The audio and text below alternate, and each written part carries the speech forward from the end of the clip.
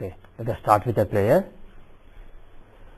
Om Gananantva Ganapatim Havamahe Kavim Kavinam Upamashrevastamam Jeshtarajam Brahmanam Brahmanaspata Anas Shanvanutibhis Sirasadanam. Om Shri Mahaganadhipataye Namah. Om Vrishabham Charshaninam Vishwarupamadabhyam Brahaspatim Varenyam. Om Tadvishno Paramam Padam Sada Pashyanti Suraya Divi Vachakshuratatam. Om Shlim Dhrim Jyotir Brahmaya Namah. Om Aim Hrim Shrim Klim Hasau Jagat Prasutyai Namah. Can everybody repeat after me? Hare Ramakrishna 3 times. Om Hare Ramakrishna, Hare Ramakrishna, Hare Ramakrishna. Okay. Unfortunately, last class by Sanjay ji, I could not record it in this MP3 recorder, but Kiran had a computer and he recorded on his laptop, and the recording came out quite good. So he uploaded it. I just have to put a link to that in the main page. So I'll do that hopefully today. So in the last class, Sanjay ji, how many of you were not here for the last class? Yeah, okay, most of you were. So Sanjay ji talked about Charakarakas, a new concept called Charakarakas. So in the second half of today's class, I will be continuing that discussion. I will be talking about Charakarakas, especially Atmakaraka. But for the first hour, I will go through some other examples, some more examples of what we have been doing. And for the benefit of those who came newly, those who did not listen to the MP3 so far, I will just quickly in 5 minutes summarize whatever we have learned so far. And it's a good idea, even if you understand it, it's a good idea to keep revisiting the basics again and again. So one basic I taught is the signs. Signs stand for inanimate things. Signs are just circumstances. They are just situations. They don't have any life force driving them. They don't have any consciousness associated with them. The consciousness or the life force or the intelligence, the animate being, is only represented by planets. So planets show the animate part of this creation, and houses and signs show the inanimate part of this creation. So if you talk about a particular place like Boston or a particular circumstance in your life, all those things are shown only by signs and houses. That is principle number 1, house versus house lord. House lords are consciousness driving the house matter, whereas houses are just situations, circumstances. That is principle number 1. And then principle number 2 is, I define Arudha Padas of houses. So that is, if you are talking about a particular house, for example, Lagna is your very existence. First house shows the very existence of whatever reference you are taking. So if you are taking Lagna as a reference, it shows your very existence. If you take Chandra Lagna, that shows your mind, your mental outlook. So various Lagnas, for example, if you take Surya Lagna, it shows your Atma. But all these Lagnas, when you take the house itself, it is something that you can't perceive. It is, when I say your very existence, how can anybody perceive your existence? Or when I say your abilities, can anybody perceive your abilities? They are hidden. We don't really see them. What I see as your existence is something that is rising in this material world. When I say Kiran, I have an image of Kiran, a person with a beard, with lot of hair. I have a particular image. So that bodily image is also a manifestation in this world. And secondly, I have another image, an intelligent person, somebody who finds bugs in other people's code, or whatever it is. I have a particular image about a person. That image is something that is very, very clear, that is very, very perceivable. So that image I have, which is not just the body, it is body as well as various attributes of your existence. All those images that I have in my mind and various people around you have in their minds, those are seen from Arudha Lagna. Arudha Lagna is out of your existence, out of your Lagna, what rises materially in such a way that people can perceive it. So the image that people have of you is from Arudha Lagna. And if you look at various houses from Arudha Lagna, they qualify that image. They show various attributes of that image. If you see the 9th from there, you see what protects that image. If you see the 4th from that house, you see what gives comfort, what drives that image, what gives direction to that image. If you look at the 2nd house from Arudha Lagna, you will see what is the food of that image, what is the resource that image draws from and either grows or does not grow, but that depends on the food. If you give good food, it will grow. If you give bad food, it will sink. But the bottom line is the food that your image eats, the food that nurtures your image is from the 2nd from Arudha. Similarly, you see various houses, and we said that 3rd and 6th houses are particularly important because 3rd house is the house of initiative and 6th house is the house of overcoming obstacles. So, if you have benefits in those 2 houses, that person will be perceived as somebody who has a very soft initiative, who is very soft in overcoming obstacles.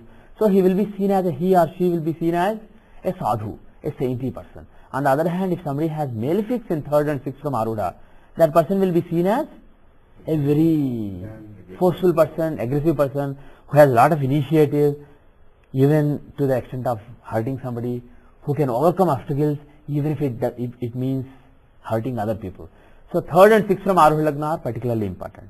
And the 10th is also very important. What is 10th from Arudha Lagna? That is the karma of your image. That is what you are seen to be doing.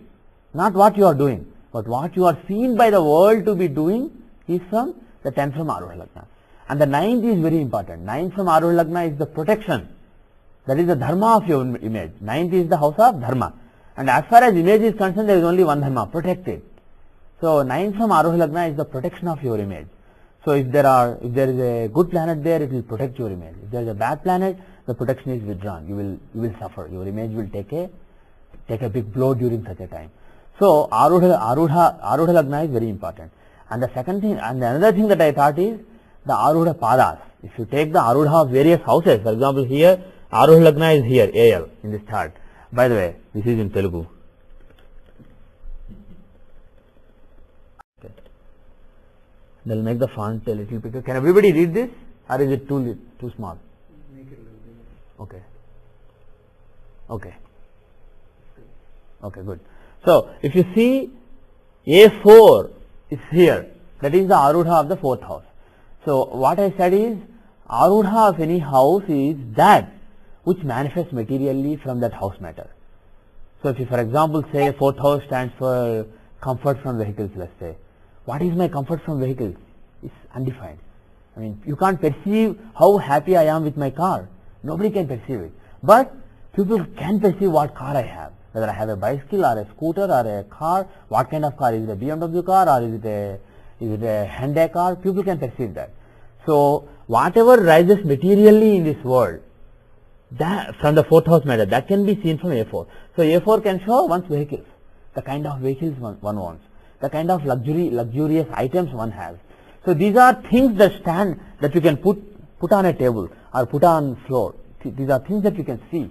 Similarly, I said 5th house is abilities, the real abilities of a person. 5th from Arudha Lagna is the perceived abilities of a person, and A5 is the actual manifestations of his abilities.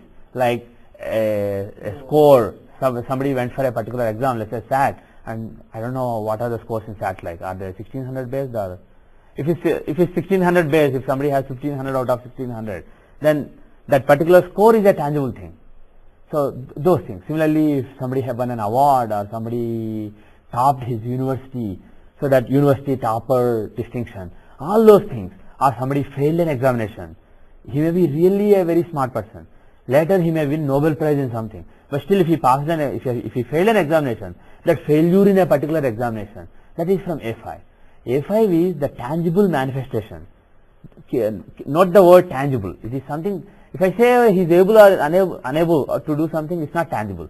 But if I say he failed in this examination, he passed this examination, he aced this examination, he stood first, he stood second, all these things are tangible things. So any tangible manifestation of the 5th house matter is from A5, and tangible manifestation of 4th house matter is from A4. And this UL that you see here is the Arudha Pada of the 12th house. And I said in a previous class that it shows marriage of the person. So it shows marriage, what kind of spouse one has, what kind of background the spouse has, what is the impact of the spouse on one's life. All those things are seen from Upada. And another basic principle that I have taught is the divisional charts. There are various divisional charts for seeing various matters. Navamsa for spouse and dharma, Dashamsa for career, D24 for learning, D20 for spiritual matters, and so on. And I said D60 is a very important chart. It's very risky to use because Lagna changes every 2 minutes. But I said that that is the actual chart which shows the karma that you have to experience. What kind of karma is in store for you based on what you did in the past life. So if suppose I have a particular karma of being taken revenge for something that I did to somebody in past life. So that is fixed on the Shashtamsa. Somebody will take revenge. I did something bad to somebody, they will take their revenge. How will it happen? Will I be cheated in money matters? Will my wife walk out on me? Will I be laid off at my work and not able to find job for a couple of years? How exactly it will happen? That you see from all these Rasi, D24, Navamsa, Dashamsa, various charts. So in other words, all these divisional charts, including Rasi charts, they are just a medium through which that karma is discharged. If you see that particular planet which is showing a bad karma, if you see that planet in the 6th house from Lagna in the Rasi chart, maybe it will be through disease or maybe through an enemy that the revenge will be taken. If the planet is badly placed in Navamsa, for example, that planet is the 7th lord in 6th house in Navamsa, 7th lord is marriage, 6th house is break of marriage, so maybe that revenge will be taken through a break in marriage. Similarly, if somebody has that planet in the 8th house in Dashamsa, maybe that revenge will come through a long layoff. So similarly, you see various divisional charts to find out how exactly it will happen, but what happens is from Shashtamsa alone. Even though in most practical situations when people ask readings from us, we don't really have the time to rectify that chart accurately, so we just take a chance by not rectifying the chart and just look at Rasi, Dashamsa, etc. and we give readings. But what Parashara said is, he said everything should be seen from that chart, the Shashtamsa chart, and when he gave strengths to various divisional charts in defining the overall strength of a particular planet in a particular chart, he said, look at this chart. He defined all the charts and he defined the strength of the cumulative strength of the planet as a sum of the strengths in various vargas. And there, Shashtamsa gets higher strength than Rasi and Navamsa combined. If you take Rasi strength and Navamsa strength of the planet and add it together, that is actually less than the contribution you get from Shashtamsa. So that is the importance. Shashtamsa is a very important chart, but again, use it only when you are completely confident. And another important thing that I taught is in Shashtamsa, when you go to Shashtamsa, Arudhas don't have a meaning. Arudha is manifestation. And Shashtamsa is the chart that shows the karma you are carrying. So when you talk about, this is not a physical or mental or subconscious level chart. I said that, this is supra-conscious like you said. From D1 to D12 are physical level charts. D12 to D24 are consciousness level charts, mental, intellectual level charts. After 24 and up to 36 are subconscious level charts. Those charts show subconscious forces that are at work within you, good or bad. And then above that, it is basically the domain of karma. That is your karmic existence. That is supra-conscious existence. There is a particular existence within you which remembers all the past, which is very conscious, which is supra-conscious. It's not just able to analyze what is going around you like your mind can, which is even higher than your subconscious mind. It knows what you did in the past life and what is going to happen to you. So this chart shows how your existence at that level operates. And at that level there is no physical manifestation. So Arudhas have no role to play in that chart. But one important thing is, if you take Arudha Lagna of that chart, that basically shows your most recent life. Whether as a human being or as an animal, doesn't matter. But the most recent life that you had, and taking that as Lagna and analyzing the whole chart, you can say a lot of things about what that person did in the past life. And naturally that has a role to play, that decides how things will go in this life. But more than that, that is only a matter of curiosity. That will show what the person did in the past life. It's basically for curiosity. But if you look at Lagna and Shashtamsha, that shows, taking that as the reference and analyzing the chart, you can find out what is the karma that is in store for that person in this life. And I said, another thing that I said is, we have these Amsha rulers, so these are very important. When Parashara defined various divisional charts, if you look at that whole chapter, 80% of the words in that chapter were spent defining these deities, the Dashamsha deities, Siddhamsha deities, Saptamsha deities. So Parashara spent so many words, not just defining the Rashis occupied by various planets in various divisions, but the gods who rule those divisions. So clearly that has a role to play. Otherwise Parashara, somebody like Parashara who uses his words very, very, very carefully, he does not even use one extra word except cha, tu, etc. He does not use even one extra word in his poem, in his verses, and he spent so many words. So this definitely has a meaning. And as far as Dashamsha is concerned, I went through it in detail in a previous class. I try to apply it in charts. Then you will understand it even more. And another important basic that I covered so far, I'm just for those who came late, I'm just doing a quick review of whatever I have done so far for those who joined newly. So another important concept that I introduced is Naisargika Karakas. For every matter, there is a Karaka. For marriage, who is the Karaka? Venus. Naisargika Karaka is always Venus. For children, Jupiter. For power, political power, Sun. For general karma, career, work, etc. The Karaka of the 10th house as given by Parashara is Mercury. Mercury is the general Karaka for career. But depending on the kind of career you are talking about, if it's an intellectual career or if it's a trading kind of career, it's Mercury. If it's a hard work, labor kind of career, it is Saturn.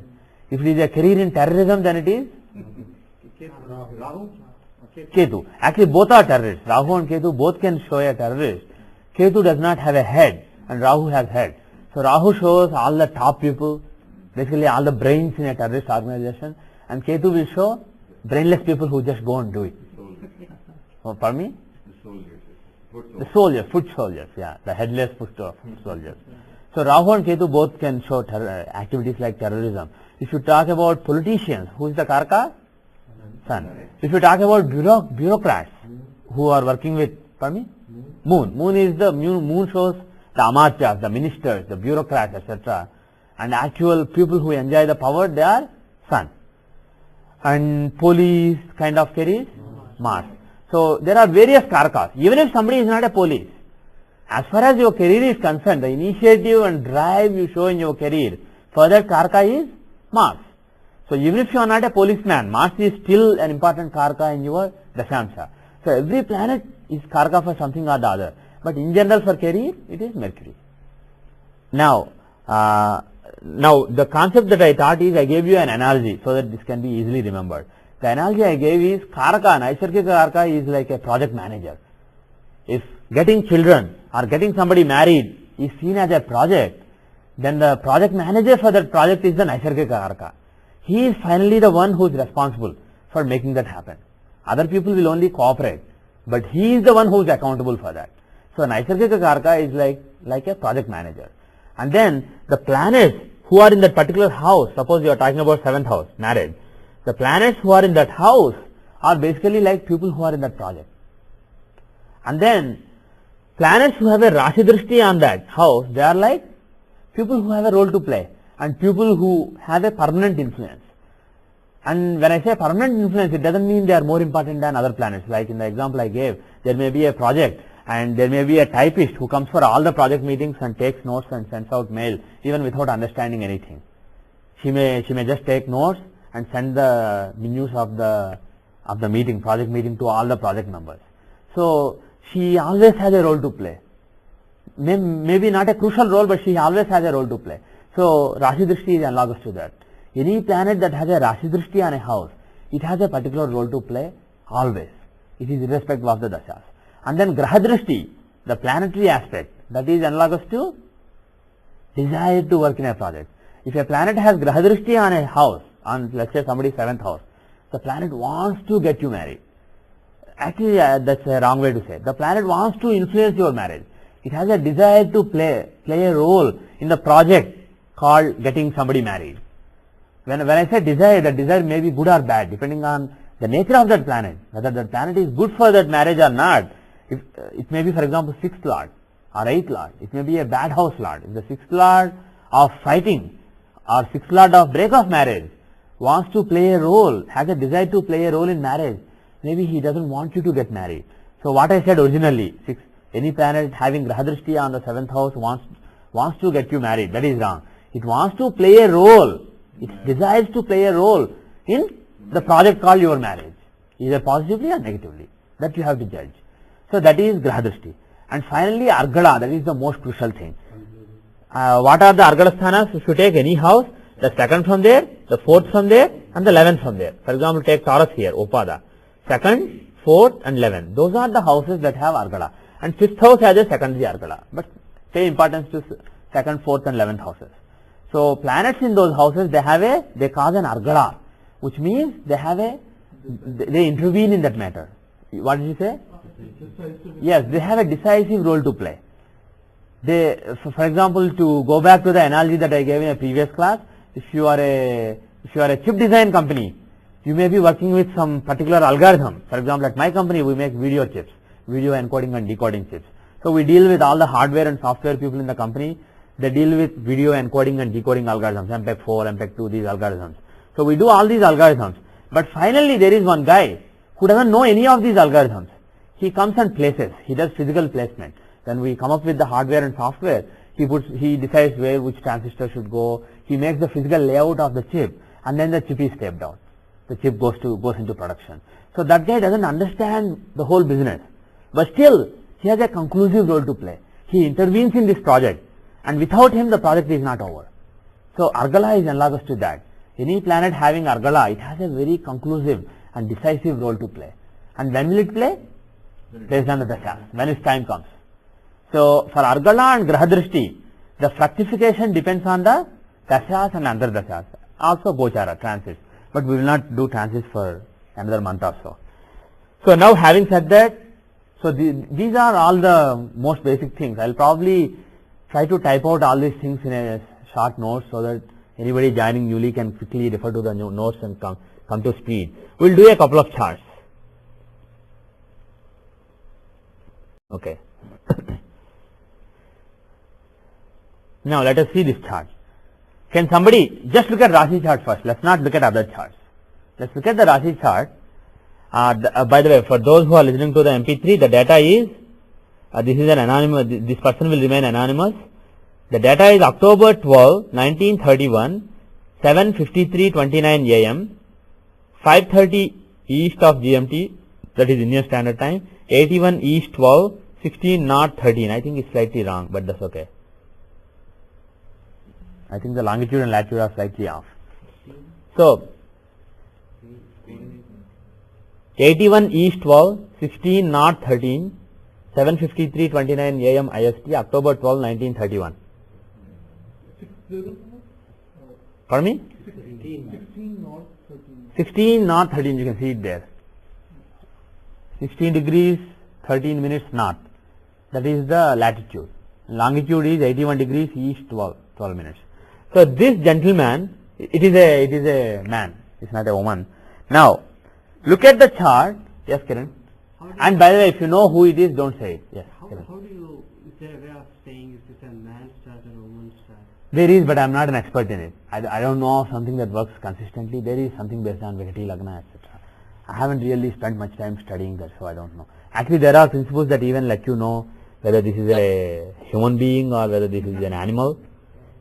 And yes, this is a human being. The rule is, if you look at, there is something known as, you can see PP in the Navamsha, in every chart actually.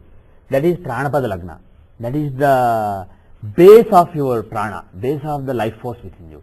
So that Pranapada Lagna, Pranapada means prana's foot, the foothold, the basis on which your prana stands. So that Pranapada Lagna in Navamsha is very important. And the rule is, moon should be either in a trine or 7 from that Pranapada Lagna. Then only it's a It's a human being. Otherwise, it's not a human being. And similarly, for various other jivas, there are various other karakas. For example, for birds, if the chart belongs to a bird, then sun has to be in a trine or 7 from Pranapada Lagna. If it's a fish, Ketu has to be. If it's a pig, for example, Rahu has to be. Similarly, if it's a horse, can somebody take a guess? For horse. Mercury is a good guess, but it's actually Venus. Venus is the main karaka for horses. So similarly, there are various karakas for every jiva. The only problem with Pranapada Lagna is it changes very rapidly. Every second it keeps changing. So, and also it depends on the sunrise. People use different sunrise definitions, and the definition that I use is sun center exactly truly on the eastern horizon. Basically, Lagna and sun conjoining. That is my definition. And Pandit Sanjay Rath uses a different definition, and there are different astrologers use different definitions. And the software gives you 3 different options. The options are when sun and Lagna are exactly conjoined, that is one definition. That is sun's center is exactly on the eastern horizon. That is one definition. The other definition supported by the software is sun's upper tip. If you take sun as a circle, the upper limb is exactly on the eastern horizon, it's just rising. So that is one definition. The third definition is sun is actually below the eastern horizon, but because of the diffraction of the rays, you will see the ray. You will physically see sun's ray, but he is still below the horizon. The problem with that definition is if there are clouds or if there is something, you will not be able to see. Basically, the diffraction angle depends on the temperature, the pressure, atmospheric pressure, etc. So the time depends on so many other variables apart from planetary motions. And we don't even know if the influence planets have on us is due to the light they have or due to something else that we don't perceive yet. So we don't really know. But to me, that definition looks a bit arbitrary. But unfortunately, Pandit Sanjay Rath uses that definition, the one based on the diffraction of light. And the definition I advise, based on various rectifications I have done, the definition that will give you smooth results, in my opinion, is taking center, exact conjunction of sun and Lagna. So in any case, using that definition. That is in Navamsha, you said. Pranapada. Yeah, Pranapada in Navamsha. Yeah. Moon should be in trine or 7. Right. If you look at, I'll just show you something. Look at Pranapada Lagna. Moon for human beings. 21 Leo 15, right? That is where Pranapada Lagna is. Now I'll just show you something. I'll just add 1 minute to this. I'll make 53 into 54. See what it changes to. Where was it earlier? 21 degrees, right? See, 1 minute I added, it changed by 5 degrees. That is almost 2 signs in Navamsha. So that is the thing with Pranapada Lagna. It just keeps changing so fast. And it is so sensitive to the sunrise time.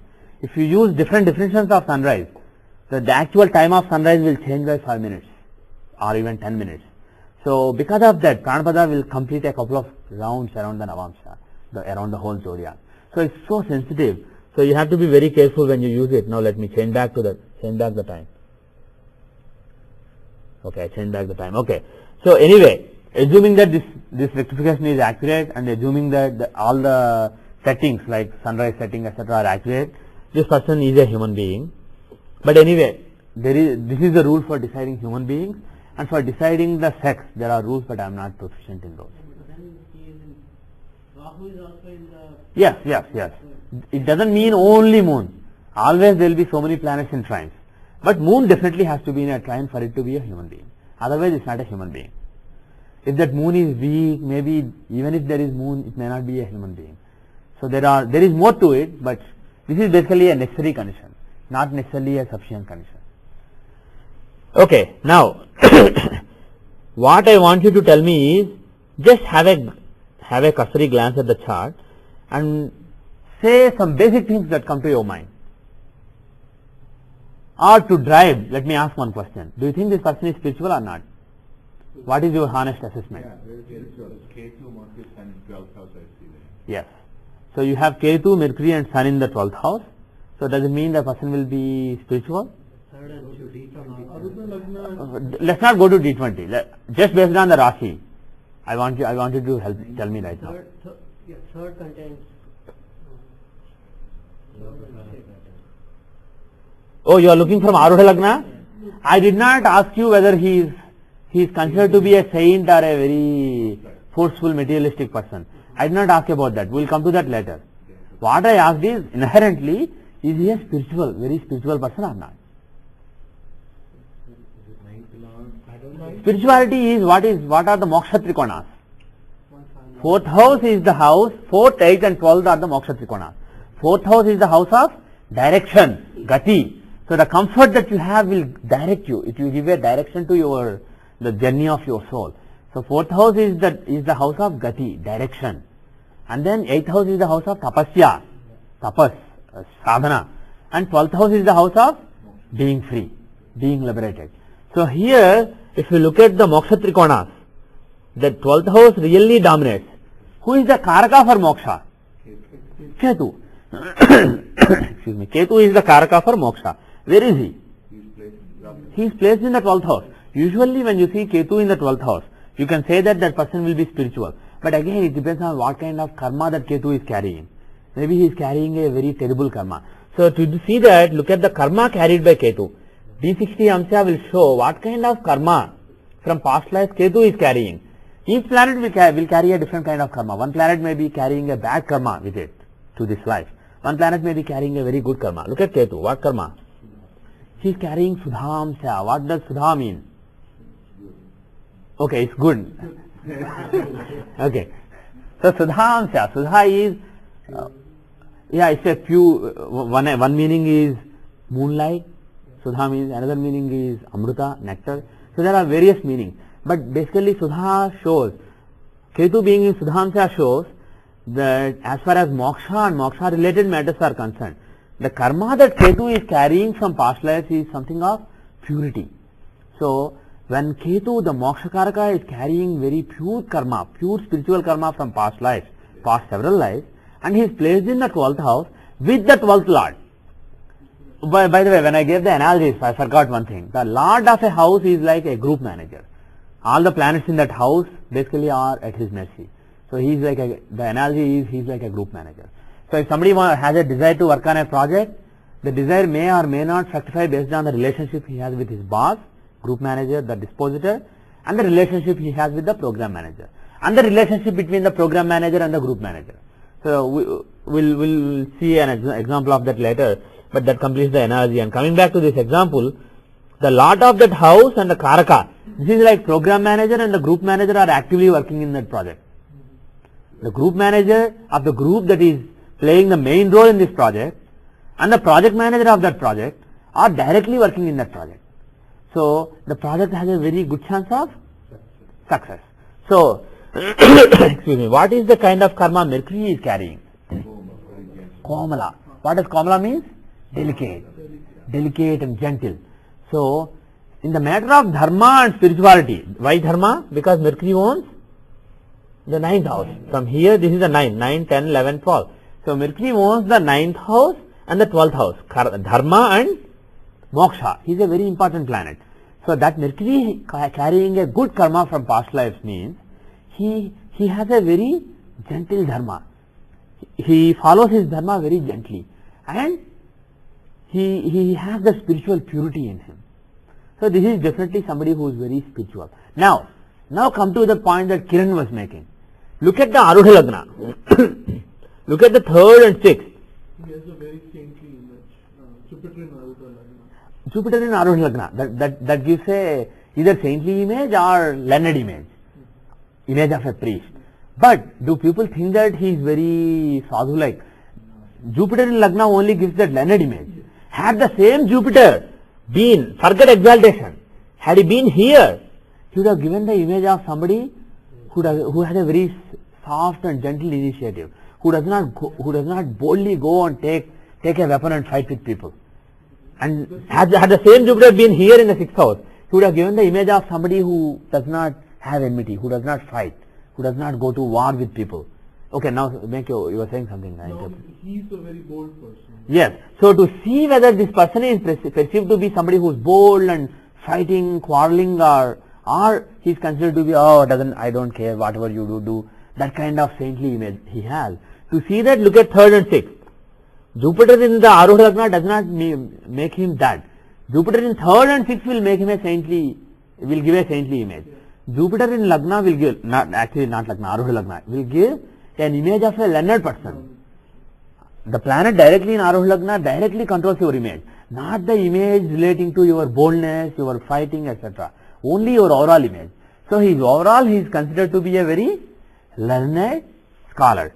And Jupiter, he can show very traditional knowledge like astrology, Vedas, etc. So he is thought to be this person is actually a very well-known astrologer. So the image he has is that of a very learned astrologer or very learned person, basically a priestly person. But who are in the third house? Mercury. Is Mercury a benefic or malefic? Good. Jupiter and Venus are always benefics. Saturn, Rahu, Ketu, Mars are always malefics. What about Moon? Depends on his waxing or waning. Waxing moon is benefic and waning moon is malefic. But some people take, okay, we'll leave it. Some people instead of taking from Amavasya to Purnima to be benefic and Purnima to Amavasya to be malefic, some people actually take from Dashami to Dashami, Ashtami to Ashtami, etc. In other words, immediately after Purnima, even though moon is waning, still he is full, almost full. So they take that moon as a benefic. So there are different opinions there. But bottom line is moon, whether he is benefic or malefic, changes with time. Every month, half the time he is benefic and half the time he is malefic. What about Mercury? Depends on the company he is in. He is a very flexible person. So if he is with some crooks, he becomes a crook. If somebody is drinking, he goes to the party and has a ball. He just keeps drinking and enjoying. If he goes to Jupiter's house, if he goes to a Brahmana, he sits nicely and learns astrology, whatever the Jupiter has to teach him, he learns everything. So Mercury is a very flexible planet. Wherever he goes, he adapts to the situation. So depending on whether he is, pardon me? Because he's a student. Yeah, because he is a student. And also he had to contend with having two fathers. He had one father, one real father, one adopted father. So he's very adaptive. He's not forced. He's not fixed in his. Pardon me? What is the story about two fathers? Oh, the story about two fathers is Jupiter had a wife called Tara Devi. She was really beautiful, and then Moon had an eye on her, and Moon abducted her. Yeah. And of course, she was also interested. It's not just Moon abducting her. So she went with Moon, and then they were together for some time, and then she became pregnant. And then finally Jupiter got back Tara, but she was pregnant already with Moon's son, and the son is Mercury. And then Jupiter accepted that child as his own son and taught him everything that he knew. So that is the story. And for those who did not come for the first class or second class, I think second class, I gave an analogy. The principle I introduced in the second class is any story that you see from the Puranas, whether it is the story of the Dashavataras or whatever Puranic story, there is a subtle meaning inside the story. In other words, all the Puranic stories are things that keep happening in this universe as well as within you. Each human being is a microcosm of this entire universe. So when you say Jupiter, as far as this big universe is concerned, he is the teacher of the gods in this universe, and he is the intellect of this universe. And within a single person, within each individual microcosmic manifestation of this whole universe, that is you or me or Kiran, within each person, that same Jupiter lives in a microcosmic form as our intellect. So Jupiter is a symbolism for the intelligence within us, because intelligence is what helps the gods within you. In each person there is Indra, there are so many gods and there are so many demons within us who want us to do bad things, and gods within us who want us to do good things. And then the intellect within us, the wisdom, the discretion, the judgment within us, that is helping the gods within us grow. Similarly, the Venus within us, which is our passion, our spirit of enjoyment, that is guiding the demons within us. So that he is the Asura Guru within us. Shukracharya. So Jupiter within us symbolizes our intellect, our wisdom. And then Moon within us symbolizes our mind. And then Tara Devi, she is the Shakti of Jupiter, the female form of Jupiter, the female association, the Maya, female Maya surrounding Jupiter. So it is nothing but Tara Devi symbolizes the Shakti, the potential of the intellect within us. And the mind, our mind badly needs that. So mind abducts that potential surrounding the manifestation, the manifested potential or Shakti of our intellect, that intellect has a Sangama with our mind, and then our Buddhi is born. Our learning ability is born from that. When our mind interacts with the energy of our intellect, then our Buddhi or intellect, not intellect, our learning ability is born. That is Buddha. Buddha. So that Buddha is accepted by our intellect, and our intellect teaches the learning ability within us. The Mercury within us basically shows our learning ability and our adaptivity. So that learning ability learns everything from our intellect. So our intellect adapts that learning ability as its own child and teaches it. So that's the analogy I gave in the second class. So basically that is the story. That is the story. So he has to contend with having two parents, two fathers. So he is very adaptive. So Mercury, when I ask you, is Mercury a benefic or malefic? A lot of people make that mistake. They think Mercury is a benefic. That is not true. He is either benefic or malefic. What about here? He is with Sun and Ketu. If he is with more malefics, he is a malefic.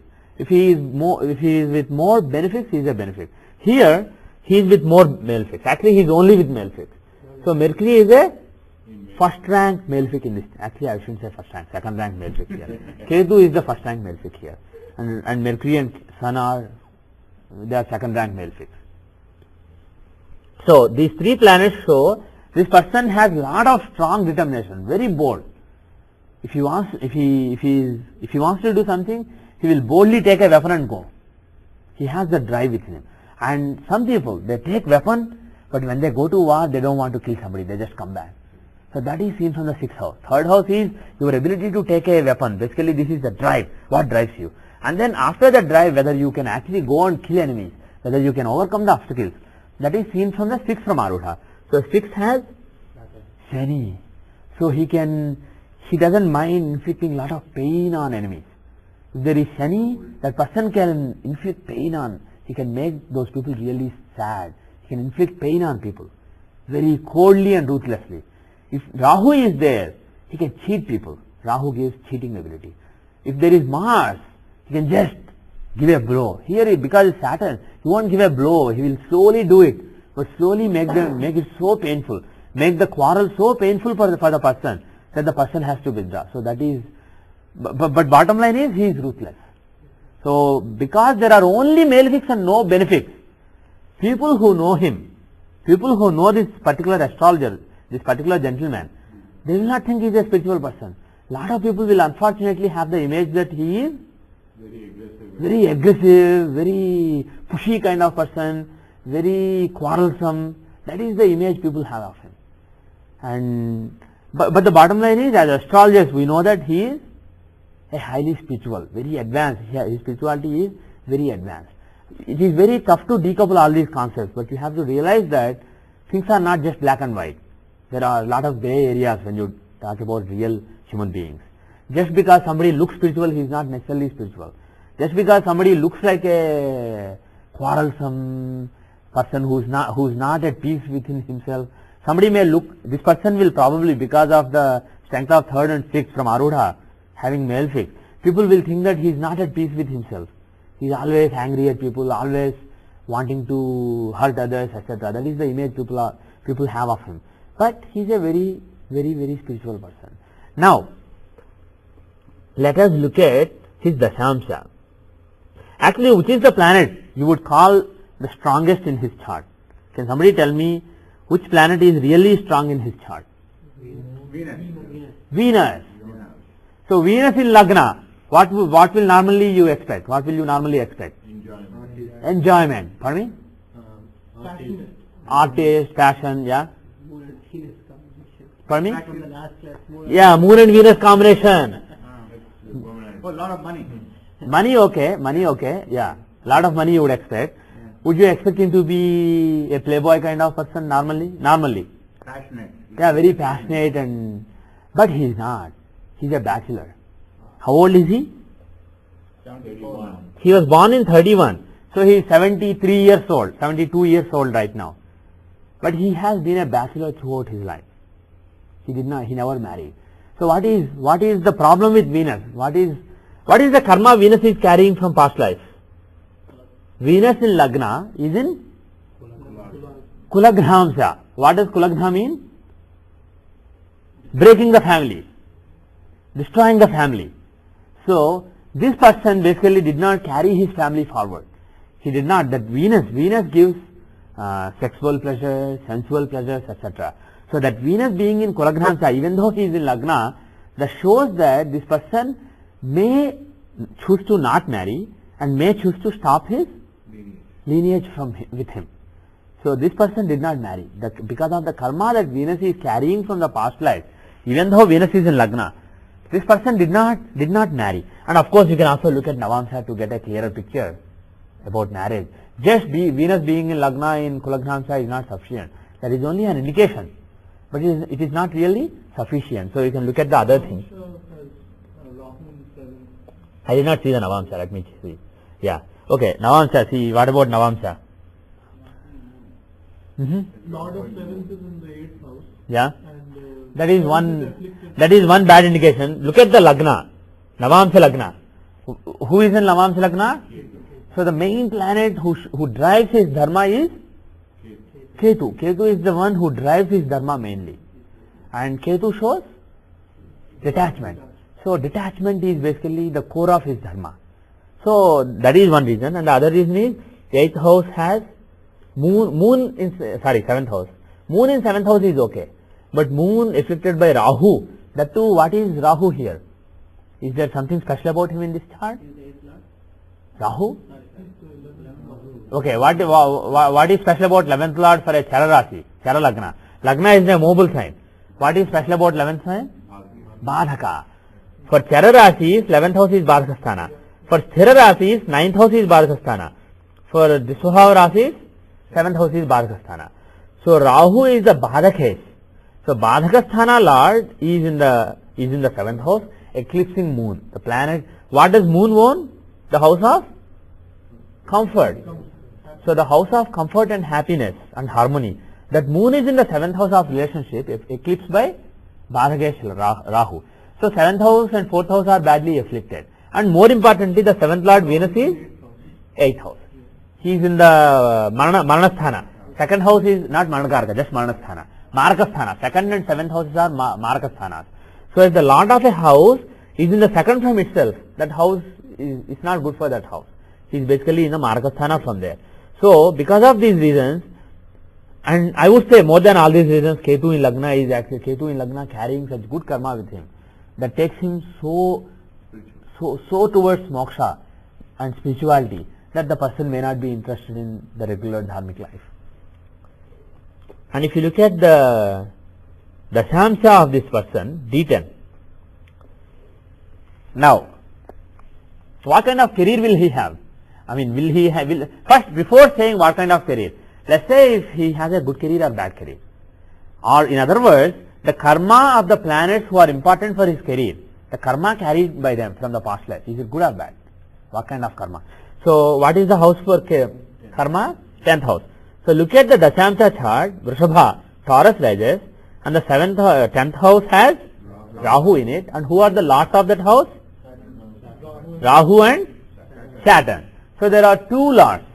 So, one lord is Rahu, the other lord is Saturn.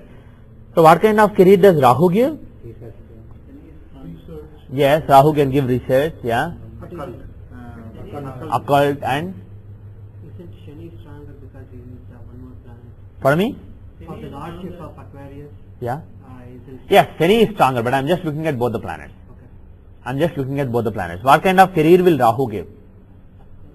Occult, yeah. Occult. But as far as occult is concerned, let's look at Dashamsha rulerships now. He's in Kubera. Okay, you already changed. Okay, good. I just now changed, so everybody will get a chance to see. Like he said, Rahu is in Kuberamsha. He is in a Dashamsha ruled by Kubera. What does Dashamsha ruled by Kubera show? Money, making money. So the focus of Rahu is money. So Rahu gives some occult activities, but the focus is generating money. Now, and also Rahu can show, remember this, Rahu in Kuberamsha can show money from foreign sources also. Rahu shows foreign sources, activities relating to foreign sources, and being in Kuberamsha is basically either trade or some activity about getting money from foreign sources. That gentleman visited USA several times and People say that he made some money giving consultations, etc. here. And apart from that, but he's not the main 10th lord. He's only secondary 10th lord. Who is the main 10th lord? Shani. Saturn is the 10th lord. Where is he? He's in the 4th house, but with who?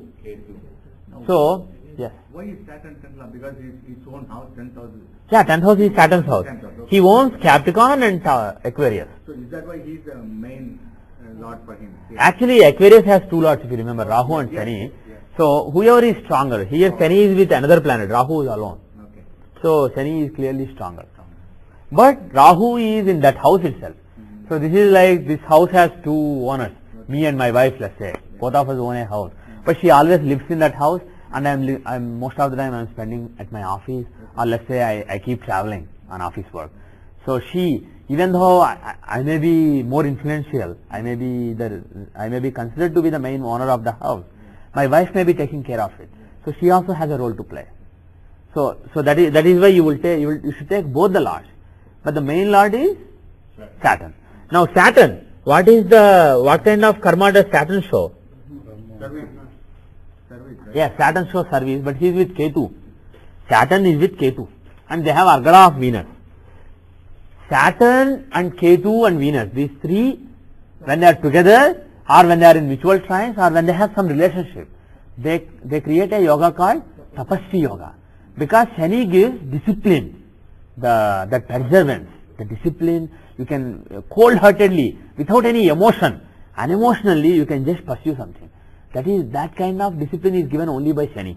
And Ketu gives detachment and moksha attitude.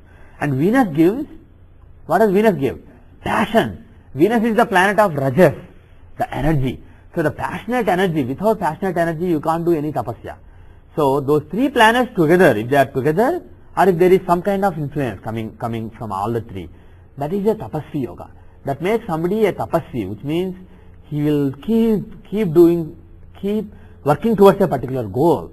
So that is what tapasvi yoga means. And here Shani and Ketu are together, and they have the Argala from Venus. Venus has Sukhargala, the 4th house Argala on them. So because of Venus Argala, Shani and Ketu are forming. It's not a complete tapasvi yoga, perfect tapasvi yoga, but an approximate tapasvi yoga is formed by Shani and Ketu. So from that you can say that person will be working hard on something, towards some goal. And what is it related to? Because the planet is Shani, it can be something traditional. And because Ketu is involved, it can be something related to spirituality or even astrology. Ketu shows astrology also, Jyotisha. But some spiritual knowledge, some Vedic knowledge, not just astrology but Vedic knowledge. And then the Argala causing Ketu, Venus, he is in Scorpio. Scorpio is the 8th sign of the natural zodiac. So if a planet causing Argala and Tapasvi Yoga is in Scorpio, the kind of knowledge that he represents is relating to some hidden knowledge. So he is basically somebody who does tapas, spiritual sadhana in some Vedic knowledge. That you can see. And more importantly, what is the Amsha occupied by Saturn? Brahma Amsha. What did I say about Brahma earlier? I said Indra is power, Kubera is money, Brahma is digging. Ananta is rising. Dashamsha rulers are basically 8 direction lords, and then Urdhvadik, the upward direction of Ananta and downward direction of Brahma. And I said upward direction of Ananta represents spiritual rise, and downward direction of Brahma represents the Rajasic. Brahma is a Rajasic Deva. So Rajasic approach of digging. So these are researchers. Researchers keep digging. They think that finally as you dig more and more, you will understand more and more. But spiritualists don't believe in digging. They don't believe in that energetic, passionate approach. They believe in rising spiritually. But scientists believe in digging. You have a molecule, break it, atom, break it, electron, break it. They want to keep breaking. Then they think that they can understand everything. They don't realize that there may not be an end. It may go infinitely. They don't realize it. They think that as you dig, finally you will come to the end. So any planet in Brahma Amsha will show some kind of digging and researches. For example, if we remember, I think you gave a chart, somebody that you know in a previous class, and he did some research relating to telecom, and when we suspected it, we used the same criterion. A planet I think Rahu there was in Brahmamsha. Here Shani is in Brahmamsha. So again, that means that spiritual, not spiritual, that research attitude is there. So this gentleman, he's a researcher. He's a great astrologer. Unfortunately, some of his teachings do not match with the teachings of my parampara, my guru, and he's a big critic of my guru. He uses very bad words describing my guru in public forums, and there is some, I can say, jealousy between them. So, irrespective of all those things, irrespective of those relationships, etc., because when you talk about big astrologers, always ego and jealousy, these are common things these days in this Kali Yuga. But irrespective of all those, and also another bad thing about him is he popularized some wrong knowledge. There was something where Parashara and Jaimini were both clear, but he created new controversies by taking a different view based on his research. And research can be a very, if you don't start from the right thing, you will not reach the right target, especially in a subject like Jyotish. Research is a very fine-edged sword, so you can abuse it. So unfortunately, with his research, he created new controversies as if there weren't enough controversies in Jyotish. So he had some negative contributions to the world of Jyotish, but irrespective of it, he was a great astrologer and a great researcher, and that can be seen from this Tapasya Yoga involving Shani in Brahma's Dasamsha, right? And then, excuse me. Now, we'll come to that. Now, to see the main career, we said that 10th house has Rahu and Shani. So the karma, I said earlier, 2, 6 and 10, all the 3 houses are important for karma. All the 3 are Artha Trikonas. Okay, 2, 6 and 10, all the 3 are Artha Trikonas. They all show your career. But how? There is a difference. Second house is the house of resources. We say it's the house of food, but food is only a resource for the physical body. In karma, you need different kind of resources. But any resources you need for doing your karma is second house. And sixth house is overcoming of obstacles, the work that you do and overcoming of obstacles. And the 10th house is actually finally what you achieve in the society. That is what you did in the society. So, if you look at the 10th house is quite strong because of Tapasya Yoga and Rahu there, etc. So, this person achieved something great in the society through his researches in a spiritual subject, which is astrology, and he also probably made money through foreign sources. So, that is what you can see from the 10th house. Now, focus on the other 2 Artha Trikonas. Is that his only career? Astrology, etc. only career, or is there another career? Look at the second house. Is he strong? Who is in the second house? What kind of career does he show? And is he strong there? Not really. And now look again. Is there a Parivartana? Yes. Mars owns Scorpio. He is here. And Mercury owns Gemini. He is in Scorpio. So the Scorpio Lord and the Gemini Lord are exchanging houses. So Mars here will act as if he is Mercury. So he will give the results of Mercury. So practically this is not Mars, this is Mercury. Now tell me, is the second house strong? Very strong, because the Lord of that house is in that house. So Mercury, a strong Mercury in the second house shows a Mercurian profession. This person could be in a communications, can it be accounting? Mercury also shows accounting, mathematics. There are so many alternatives, but a Mercurian profession. Now, what about the 6th house? 6th house is the house of overcoming obstacles. So, 6th house has moon. What kind of career does moon show? One possibility is bureaucracy. So, because moon is in the 6th house, and because Mars exchanging houses with Mercury is in the second house, he can be in a government bureaucracy in accounting. That is not the only possibility. I can think of 10 or 15 other possibilities, but definitely that is one possibility. And look at moon. Moon in the 6th house shows service, overcoming obstacles relating to bureaucratic nature, relating to moon nature. And moon is in which amsha? Indramsha. So the planet showing that particular service is in Indramsha. Do you think that he is a low level bureaucrat or a very high level bureaucrat? Extremely high level bureaucrat. He was, I think he was an IAS officer or something. Pardon me? Director General of what? Accounting. Yeah, some accounting and controlling, something like that.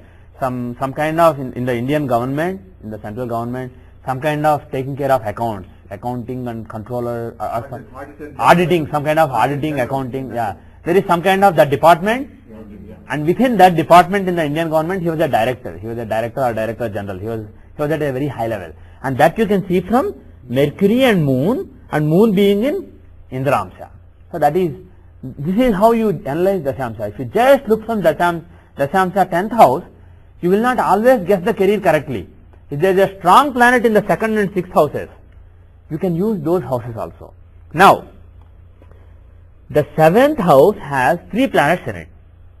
So, normally we say that the 7th house is the house of business. We say 6th house is the house of service and the 7th house is the house of business.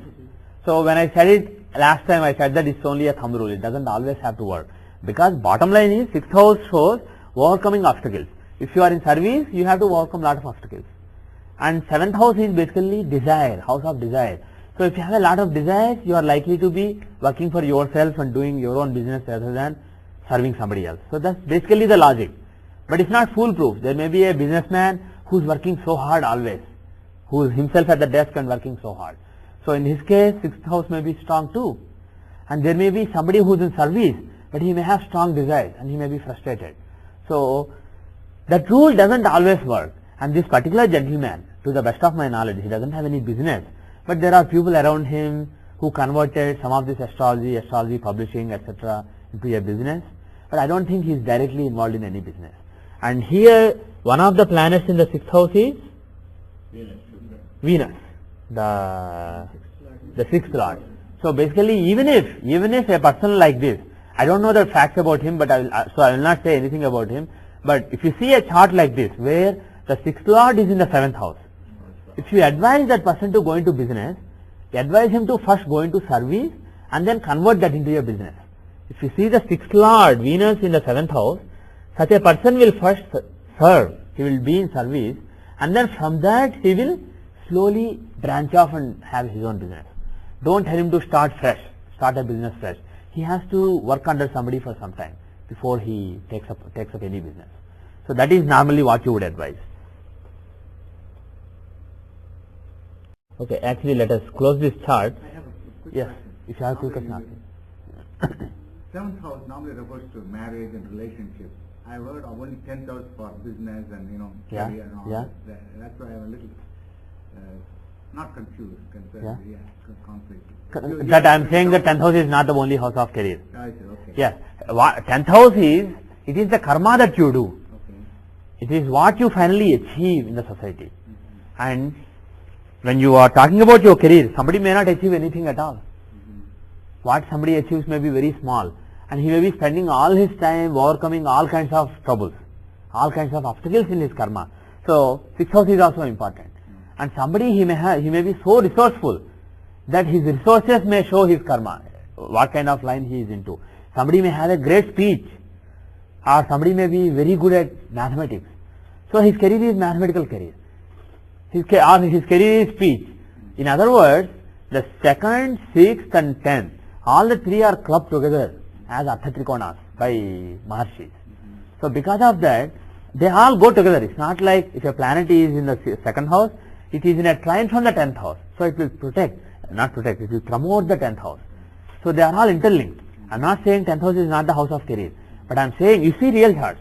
You try to guess the career of somebody just from the 10th house. You will not always be successful unless you look at 2 and 6 also, because they are Artha Trikonas too. And if you see any successful astrologer, you will see that they are taking the 6th and 2nd also. Because more than somebody's career may be judged more from what kind of resources he has than what he has achieved in the society. Somebody may have such a good speech that he may be a good speaker. He may be a trainer, some kind of management trainer. Somebody may have, let's say, Mercury and Venus in the 2nd house in Dashamsha. So Mercury in the 2nd house will show good speech, and being with Venus, it can show good speech relating to management, etc.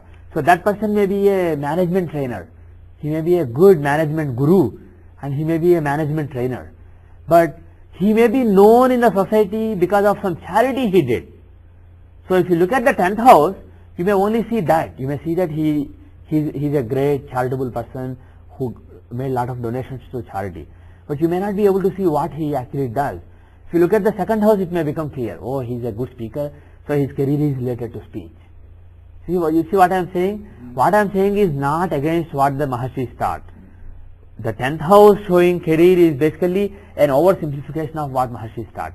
It's not wrong, but it's an oversimplification. It's an oversimplification. The correct way to look at it is 2, 6 and 10, all of them together, they will show your artha, your overall career and what you have, how you do it and what you do it. Second house is what you have, what you start with. Whatever you do in the society, you should start with some resources. It can be money, it can be your family, it can be your speech, it can be anything shown by the second house. But that is what your karma starts with. And sixth house, starting with those resources, you put them to use and overcome various obstacles. You walk, you do things. So that is the sixth house. And doing it finally 10th house. That is what you did in the society. So these are steps. All the three are different steps. So somebody's career may be marked by a different step. One step may dominate in somebody's career. But people are always known by the 10th house, because that is what people see.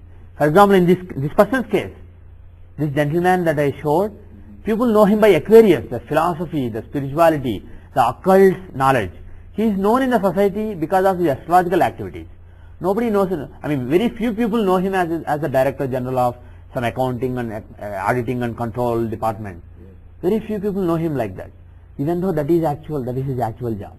So that is basically the difference. 10th house is finally what you achieve, and other houses are the steps.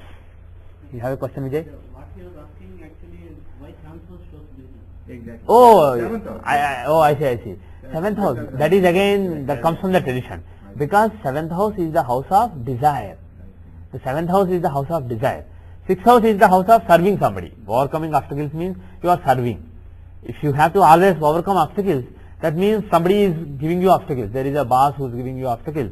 So you are basically in a lowly position. You are a servant.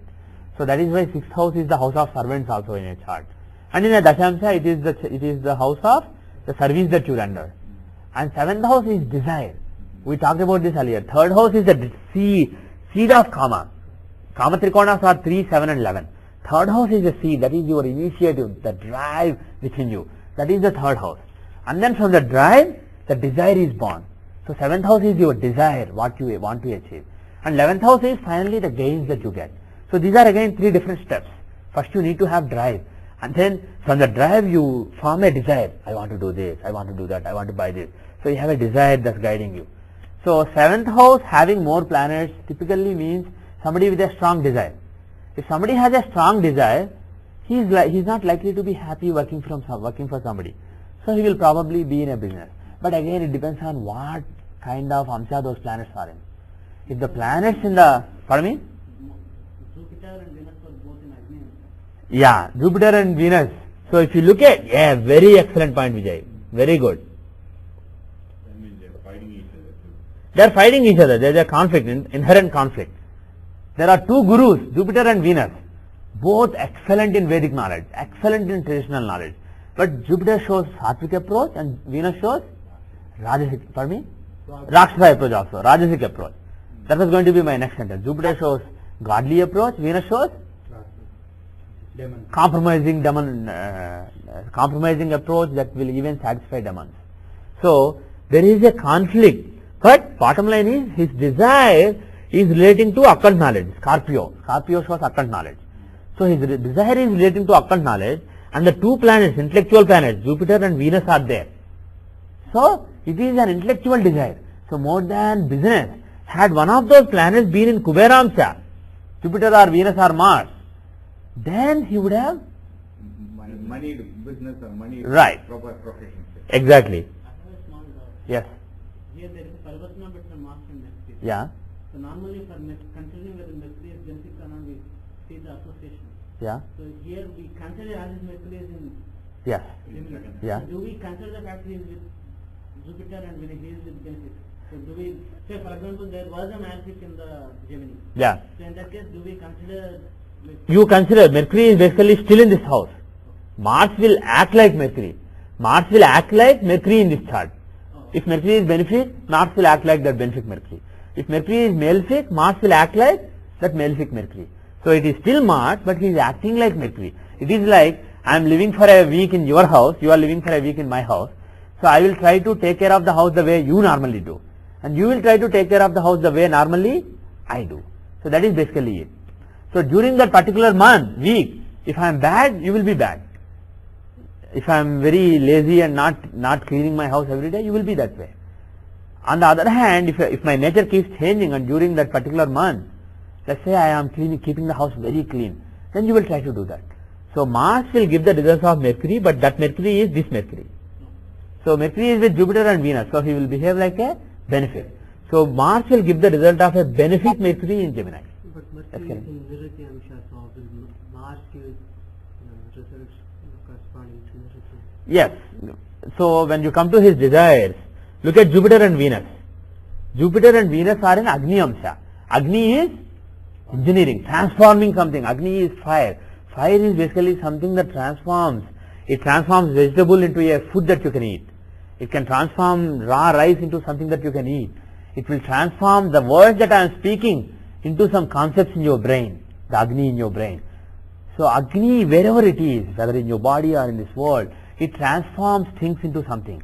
So Agni shows legislators, engineers, etc., people who transform. So here Jupiter and Venus being in Agni Amsha shows those planets show intellectual things, and intellectual things are intellectual creation and transformation of things. He wants to come up, he wants to design something. He wants to not only study astrology but design something. He wants to find a dasha. He would go and take the readings that a learned astrologer in near Rajahmundry in Andhra Pradesh, India. There was a learned astrologer in India. This gentleman never met that person, but he heard about that person. He took various readings given by him. So those readings had some calculations, and that gentleman used to use hundreds of dashas, not just Vimshottari dasha. He would use many dashas taught by Gemini. So this gentleman would go to the town and go to people who got readings from that gentleman, take those papers with him and study those, and then design some new dashas. Of course, when you take that approach, you are likely to end up with wrong knowledge and also spreading that wrong knowledge. But the thing is, he had that desire because the planets are in the house of desire. So this is not business in his case. The 7th house is showing desire relating to some intellectual, some occult knowledge and some intellectual activity. Jupiter and Venus show intellectual activity relating to transforming something and designing something, engineering something. So that is why he was a researcher. And Mars, finally Mars shows the desire, and unfortunately Mars in Nirriti Amsha. I mean, actually Mercury is in Nirriti Amsha, so Mercury will give the result as if Mars was there. But being in Nirriti Amsha, he basically focuses that energy in Nirriti's direction. Yeah, but Mars is in Brahman. Pardon me? Mars is in Brahman, so Yeah. again gives the Mars is in Brahman, but Mercury is in Nirriti Amsha. Yeah, but Mercury will give the results of Mercury will give the results as if Mars was in Nirriti Amsha here. Mercury, so yes. Mars will give the result as if Mercury was in Brahma Amsha there. Yes. So basically Nirriti Amsha, what does it show? Deviation. Basically Nirriti is Rakshasa. So unfortunately there is some desire to deviate, unfortunately. So that is why this person, Parashara and Gemini says 8 Charakarkas should be used for human beings, but he says no 7 Charakarkas because so and so person used it. God knows if he really used it or not. He was a great astrologer. I read great stories about him. I collected papers and he used 7 Karkas. So that is the logic he would give. So that comes, basically he has a desire to design things and engineer things relating to intellect, relating to occult knowledge, and he also unfortunately has a desire to basically deviate from the Rishi Prokta, not really respect the Maharshis entirely. Okay, that's a very good point. Now let us see. Let us now, in the remaining time, I want to teach Charakarkas. So in the last class, Sanjay ji taught you Atmakaraka. So there are, for every person, there is one planet known as Atmakaraka. And does anybody remember the definition?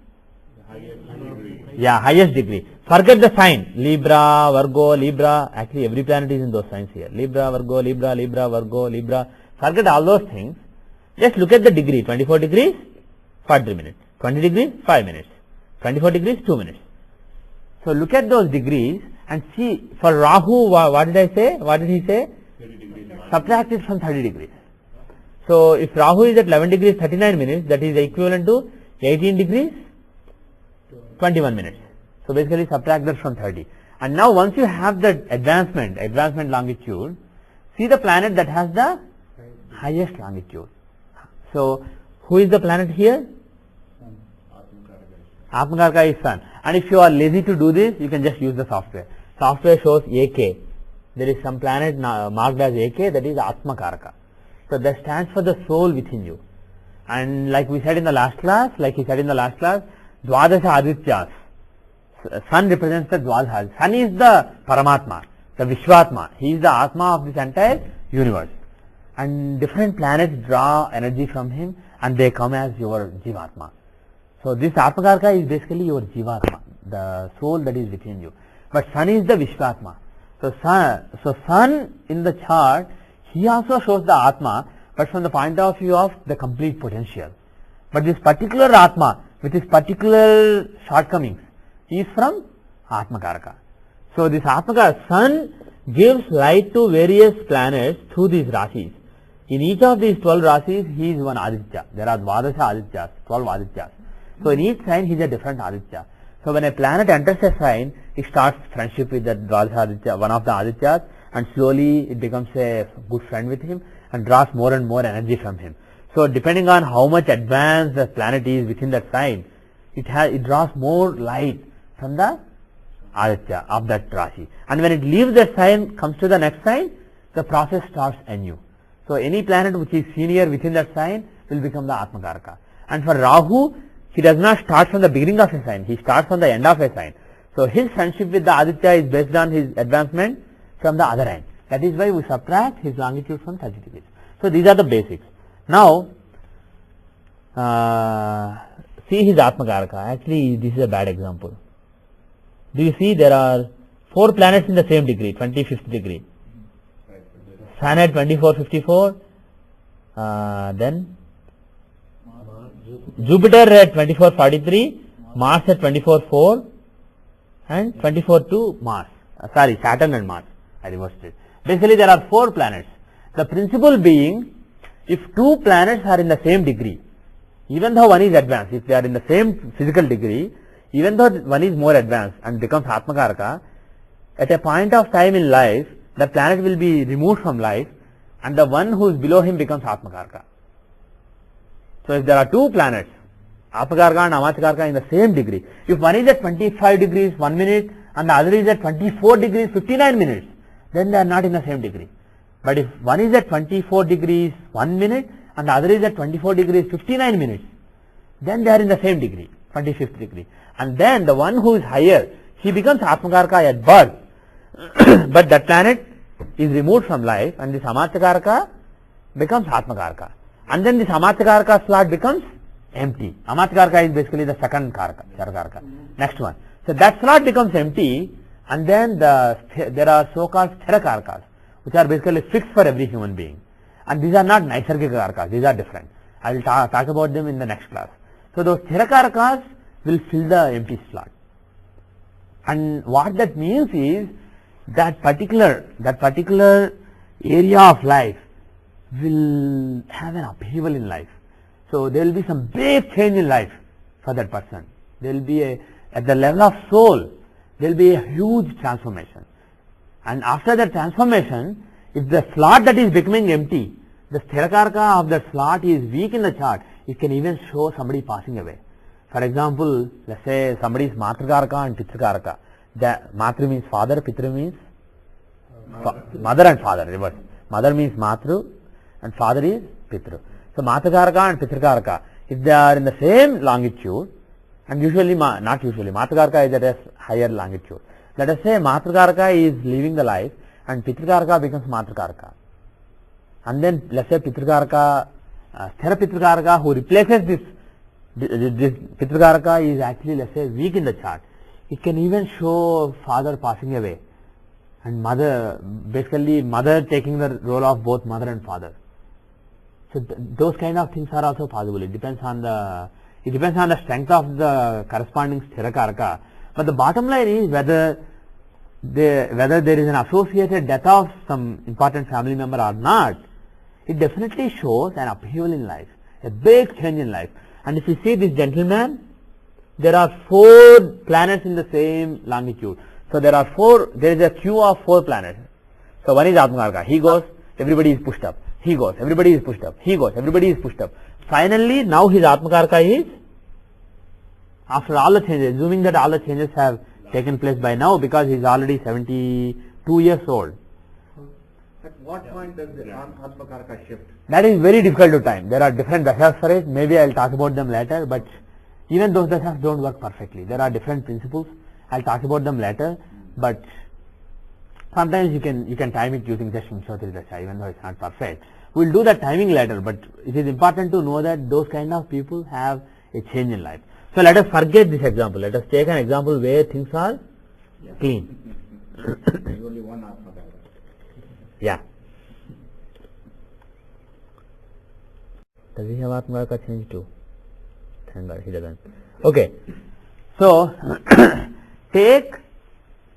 so what Atmakaraka shows, like Sanjay ji said earlier, is it is basically why is your Atma separate from the Paramatma? Why is a Jivatma separate away from the Paramatma? Why is it not able to match back with the Paramatma? Because it has some weaknesses. Because it's basically Atma has an identity crisis. It doesn't know who it is. If it knows who it is, if it realizes who it is, it will be part of the Paramatma. The Atma separated because it has certain weakness. Certain weakness has crept into it. And once it overcomes that weakness, then it will go back and merge with the Jivatma will merge back with the Paramatma. Here, Sun said, Sun as Atmakaraka, for example, Sanjay ji said, shows what weakness? Ego. That person may have some kind of ego, ahankara. And what kind of weakness does Moon show? Vacillation, we talked about. Yeah, maybe vacillation. And also Moon shows compassion. Again, compassion, when I say compassion is a weakness, it may not ring a bell to you because you will look at it as a strength. But from the point of view of Paramatma, when you talk about if somebody is in a problem, and if you are sad about it, it is a weakness. There is nothing to be sad about. It is every Atma is basically reaping what it sows. And once that particular Atma realizes that this trouble is nothing, all this means nothing, and if it realizes who it is, that Jivatma will also merge back with the Paramatma. So not realizing this and being very compassionate, being very kind, and thinking that this Maya is real, that is Moon. That is what Moon shows. Moon shows basically people with another important thing. People with Moon as Atmakaraka, they have kindness at their heart. Their conscience, the conscience that is within them is very kind.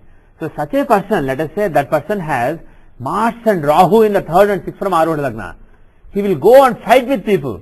If somebody goes against him, that person will go and kill that person. But he will feel so bad about it. Internally, what is Atma? What is soul? It is your conscience. The soul is present within you as your conscience. Sometimes your mind tells you to do something, but your conscience says, maybe that's not the right thing. So the Atma, the soul within you is guiding your conscience. And of course it is being helped also by your intellect. Intellect is basically Jupiter. So Jupiter, your intellect is also helping your Atma, but Atma is like the king. So king, but still Moon is king is usually not in charge in any country. King is the boss, but it is the minister who does everything. It is the bureaucracy which does everything. And similarly your mind is doing everything, but the king is still, he says maybe that's not the right thing to do. So king is the ultimate boss, but helpless boss. So your mind is doing whatever it wants, but the king will keep reminding, maybe that's not the right thing. So your Atma will keep reminding you of what is good, what is bad, from its own perspective. So you will see that, for example, I met somebody recently who had Mars as his Atmakaraka. I asked him, he usually has a very gentle appearance. Again, based on the Aroha Lagna and the planets, he has a very gentle appearance. He is very gentle, he is very nice, he looks like a sadhu. But what I asked him is, when somebody is in trouble or something happens, does he feel sad about it, or does he basically not care? He said his attitude is, oh, I don't care, it doesn't matter to me. On the other hand, somebody who has malefics in the 3rd and 6th from Aruh Lagna will fight, but he will feel so awkward about it. Internally, he will feel some kind of turmoil, or at least he will feel, internally his conscience will tell him to be compassionate. So he will fight, but he is not happy about it. So that is what Atmakaraka shows. So if Atmakaraka is moon, you can see that such a person will be compassionate. Of course, that is internally. Whether he is externally compassionate or not depends on other things. And what you should ideally try to do is, when you see somebody's Atmakaraka and what are the influences on that Atmakaraka in Navamsa, you should try to guide that person in that path, because that is what his conscience says. And probably he knows. It's not that what his Atma is saying he doesn't know. Probably he knows, but he is not able to see that is important to follow that path. It is important for him to follow that path. So people sometimes leave that path and follow a different path, and that leads to lot of internal turmoil. So if you want internal comfort, internal peace, you should guide people in the way that Atmakaraka wants them to, the path that Atmakaraka wants them to follow. Yes, Prashant, you've been waiting for a long time now. Yeah, I just wanted to make a point that actually I have moon as my Atmakaraka. Okay, and I have that's why you're Rahu, smiling. Rahu in the 3rd from Male also. Yeah? So, I think I face that. I go, if anything... Your first instinct is to go and do it. Yeah, definitely. So it's in real life also, say my work or whatever, I'll Yeah. always go with a drive. But if anybody has done any wrong with me, I'll go and I would want to fight. But whatever the result is, at the end of it, I would You feel always sad. think, oh, no, I shouldn't have... Why did I do that to him? Oh man. So you'll feel that. Yeah, that is basically, Atmakaraka is strong in your case. That is why you are even feeling it. Otherwise, it's just a fleeting thought. Whatever your conscience is telling you, it's just like a fleeting thought in some people. And in some people, when Atmakaraka is strong, it's not a fleeting thought. It's basically a slightly tormenting feeling. When you go and achieve what you want to achieve, and somebody lost because of it, Moon as Atmakaraka will make you, oh man, why did I do it? I shouldn't have done it. And maybe he's also my Lagna Lord, so maybe that strengthens... That also strengthens it, yes. So in general, those are the traits of Moon.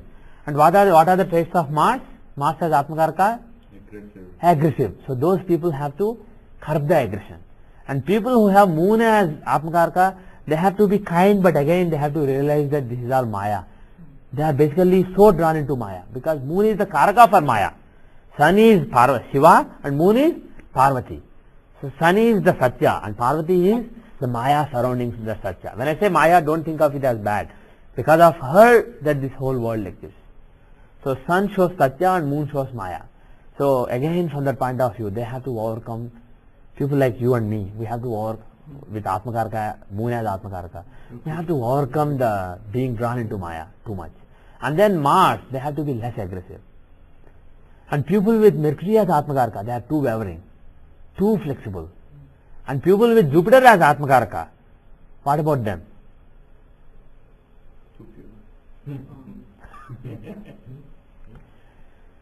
They put too much stress on the purity. Those people put too much stress on the purity, and they are always teaching, etc. They are always preaching and teaching. So again, for them it will do some good to actually listen to people than preaching. It's not that they preach bad things. It depends on the planets involved. But basically that is their weakness. And people with Shani as Atmakaraka, they are too cold. Too cold. They are the opposite of Moon. In the case of Moon, I said, when you do something bad to somebody, or when you unintentionally do something that leads to somebody's bad, you are worrying about it. You are feeling so sad about it. That is Moon as Atmakaraka. But Saturn as Atmakaraka, oh, whatever happens, happens. Who cares? It's all part of life. So even if somebody has a broken leg, broken arm, well, that is his karma. Fine, move on. So that is Saturn's attitude. He's very cold. He's like Yamadharma Raja. Yamadharma Raja is Saturn's brother. So he's like Yamadharma Raja. He's very cold, no emotion. So those people need to develop some emotion. And people with Atmakarka, Rahu as Atmakarka, Sanjay ji said in the last class, they can be two extremes. Of course, actually every planet can be two extremes. But in the case of Rahu, the extremes are even more pronounced. So Rahu as Atmakarka, the person can be extremely spiritual, or he can be very vicious. And who did we leave? Ketu is not Atmakarka. Venus. Okay, what about Venus? He is just too passionate. He has too much rajas. So if you leave that rajas, leave that passion, then you get moksha. You have to leave that rajas. Even for a good cause, whether it's for a good cause or bad cause, you tend to be rajasic if Venus is your Atmakarka. So you have to leave that. So this is your basic core inherent nature. That is what Atmakarka shows. And when we talk about Atmakarka, Mercury, I already mentioned. Yeah, too wavering. So some firmness is needed for Mercury. But these are one word, one sentence summaries. But when you see charts, you will see more. More than the inherent nature of Atmakarka, what are the planets influencing? That becomes even more important. So let us see this chart. This chart belongs to Ramana Maharshi. He was born on December 30, 1879 at 1 a.m. IST. So that was December 29 was just over, and 1 hour back December 30 came. December 30, 1879, 1 a.m. IST. Actually IST may not have been used, but the time was using IST. And he was born in Pondicherry, India. 78 East 15, 9 North 50.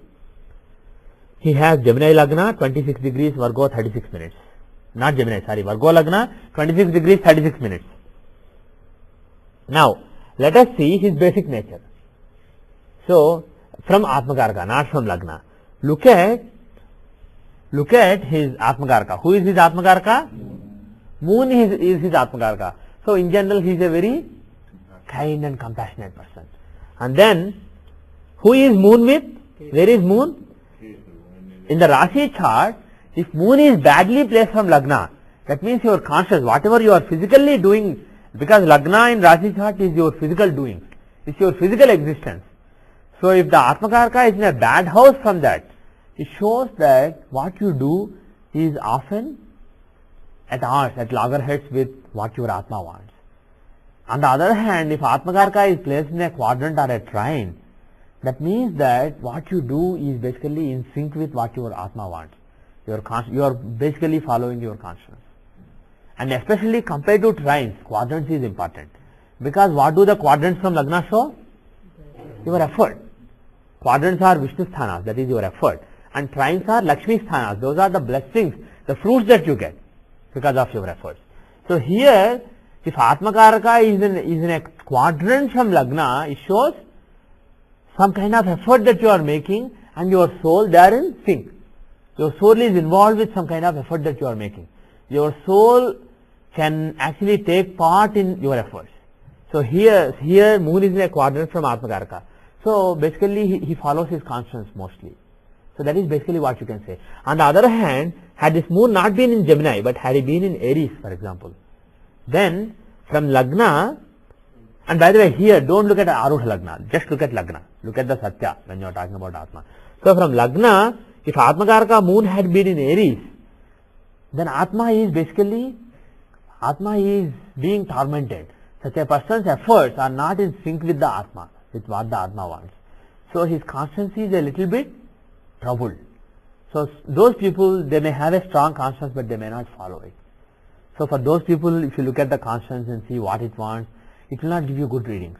But for a person like this, if you take Atmakaraka as Lagna, you may get pretty good results because he is following his conscience to a large extent. Now, what are the influences on Moon? Who are the planets? First, let's look at Rashi. Even though Navamsha is even more important, look at Rashi. Ketu, the planet of Moksha, the planet of giving up the identity, he is directly with his Atma. And then in the 10th house of Karma, the Karma of his Atma, who is in the 10th house? Shani. So as far as his conscience is concerned, his Atma is concerned, what is the karma that it wants? Hard work and giving up. Saturn also shows austerity, disciplined sadhana. Saturn is also yoga and sadhana. So disciplined yoga, sadhana, meditation, because it's an auspicious sign. Saturn is in Pisces, the sign ruled by Jupiter and also Rishis, Maharshis. Pisces is the house of, not house, sign of Maharshis. So Saturn there will show very sattvic, sadhana, tapasya, discipline, etc. So that is what Saturn shows. So that is the kind of karma that his Atma wants. That is basically Atma's desire. So physically, the Atma wants you to engage in Saturnine karma, yoga, meditation, sadhana, discipline, etc. And of course, the same Saturn has influence on the real 10th house also. So there is a sync between the two influences. And now, let us look at the Navamsha chakra. In the Navamsha is the chart that shows your dharma. So when you are talking about Atma level, not physical, mental, subconscious level, but you are talking at the level of soul, more than what you are doing physically. Of course, soul has a role in physical things also. Soul wants you to do certain things physically, not do certain things. Soul has an interest in what you are physically doing, but it is more interested in your dharma, what is guiding you. This is what you do. Rasi chart is what you do. Navamsha chart is what guides you, that is your dharma. So what Atma is more interested in what is guiding you. It wants you to be guided by the right principles, the right goals, etc. So look at Atma Karaka in Navamsha. It is a very important thing. And before we do any reading from it, always when you look at a chart, look at one particular thing. Take the 12th from Atma Karaka. Because more than physical body, Atma needs moksha. Physical body will anyway be destroyed. It will live for maybe 100 years, 120 years, maybe 200 years, whatever it is. It will be destroyed. It will match back with the Panchabhutas. It has a very limited existence. Even Manas, mind, it also has a limited existence. Even after body is destroyed, mind may live for some more time, but it cannot live forever. Even if mind is living by itself for some time, finally that also has to be destroyed. Rudra comes and takes away the mind and soul from the body, and then body is destroyed. Then Maheshwara comes and takes away the Atma from the Manas, then Manas is destroyed. So when Maheshwara comes, even Manas is destroyed. The only thing that cannot be destroyed is Atma. So one gets moksha when Atma gets moksha. When Atma gives up its own identity, then you get moksha. So what is the house you should see for moksha? 12th house from Atma, 12th house from Chara Atma Karaka. So here, for example, moon is here, so the 12th is this. Why 12th house? That is the house of moksha, giving up. So Atma giving up its own identity. The identity of the Atma is this. Giving that up is here. So look at the 12th from Atma Karaka in Navamsha. That will show the planets or devas, the gods, who will guide you towards moksha. See which deva, which planet is there. Yeah. Yeah, we'll come to that. So this is we'll do this example second. Let us see my example. Let us take my chart. The data is April 4, 1970, 5:47:13 p.m. IST, 81 East 8, 16 North 10. So okay, now I wanted to do that example later because Ketu has a special meaning. So I want to do that later. Look at this chart. Where is my Atma Karaka? It's also in Gemini. Atma Karaka is in Gemini again, like Ramana Maharshi. It is moon. And what is the 12th from there? Taurus. So what you should do is, if there is a planet in the 12th house, take that planet. If there are multiple planets, take the stronger one. And if there is no planet, take the Lord. And then based on that Lord, you have a particular devata, particular god or goddess, who will steer you towards moksha, towards spirituality, who will increase your spirituality and make you more capable of getting moksha, make more qualified for getting moksha. Because moksha is not a one life process. It takes billions or trillions or millions, it depends on the person. It takes many lives. But making an effort towards moksha is good enough.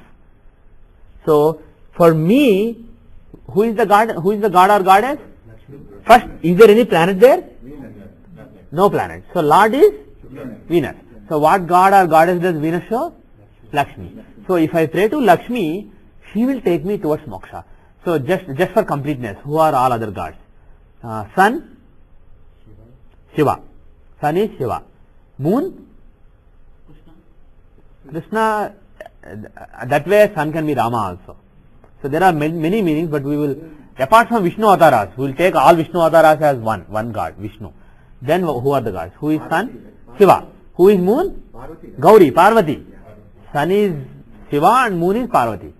Then are in different forms. You can call her Lalita, you can call her Gauri, you can call her Parvati, but various sattvic forms, because moon is a sattvic planet.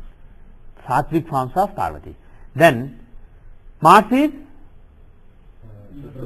Subramanya, Kartikeya, or even Hanuman. Yes, that is also right. And then Mercury is Vishnu, Narayana. Then Jupiter is Jupiter. There are different opinions. Different classics give different gods for Jupiter. So some classics give Parameshwara, Sadasiva, and some classics give Mahavishnu.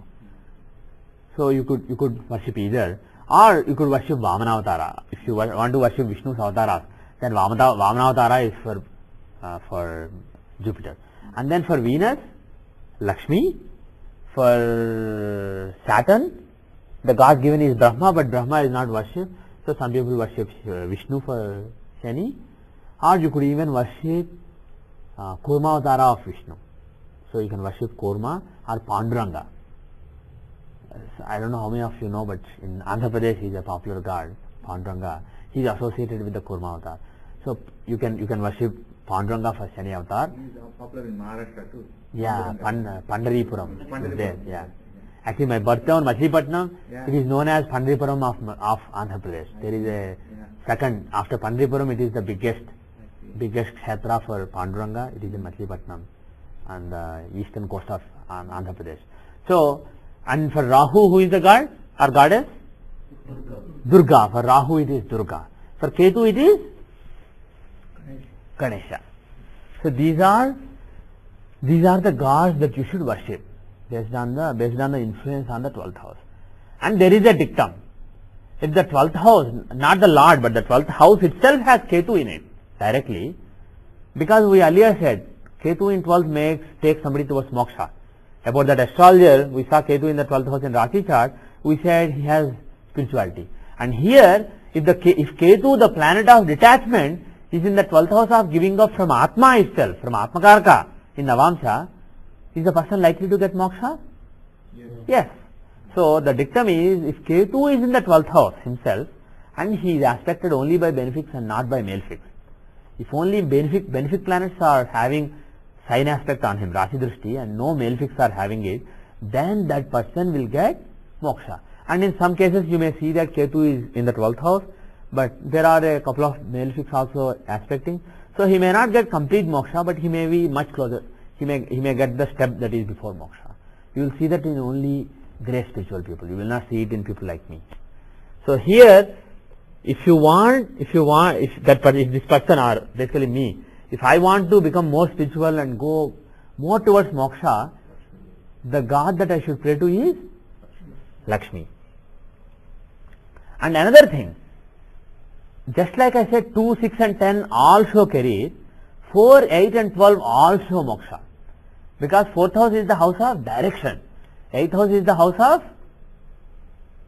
sadhana, and 12th house is the house of finally, after the sadhana, really giving it up, real moksha. So if you see in somebody's chart, if you see Ketu not just in 12th but even in 4th or 8th, but actually dictums, Gemini's dictum only says 4th and 12th, but I reckon that even 8 should be allowed. So if you see Ketu in 4, 8, 12, then also Ketu says they are eligible for moksha. But if it is in the 4th house, the person may not get moksha, but he may get a direction towards moksha.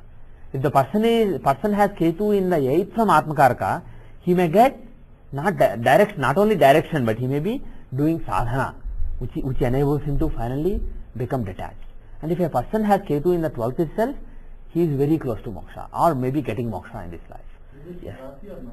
Navamsa. This is all in Navamsa.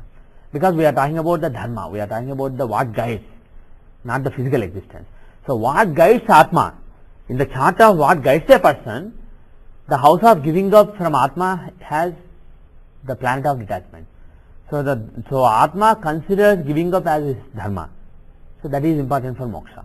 Unless Atma considers it is dharma, it will not give up. If Atma thinks, oh, I have to spread astrology in the world, I have to make everybody accept Parashara's teachings, then it will not get moksha. So if Atma has any other dharma that is guiding it, then it will not get moksha. Only when detachment is the guiding force, then it gets dharma. So coming back to Ramana Maharshi's chart, who is in the 12th house? Ketu. Who are aspecting him? If you forget the Rashi aspects, you can use the software. Aspected by this,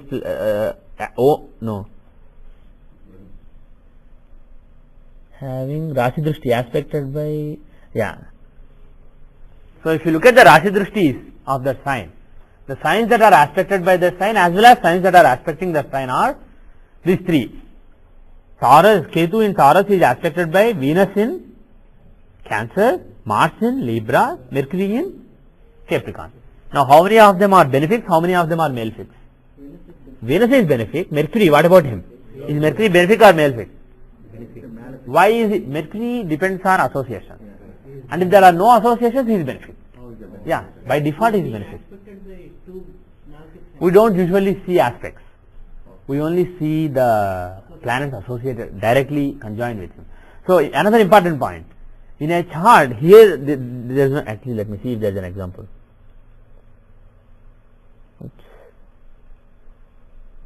Yes. Okay. See his Siddhamsa. See the Siddhamsa of Ramana Maharshi. Is Mercury a benefic or malefic here? Malefic, because Mercury is with Mars. But in Navamsa he is benefic. So that benefic malefic thing can change from divisional chart to divisional chart. Keep that in mind for Mercury.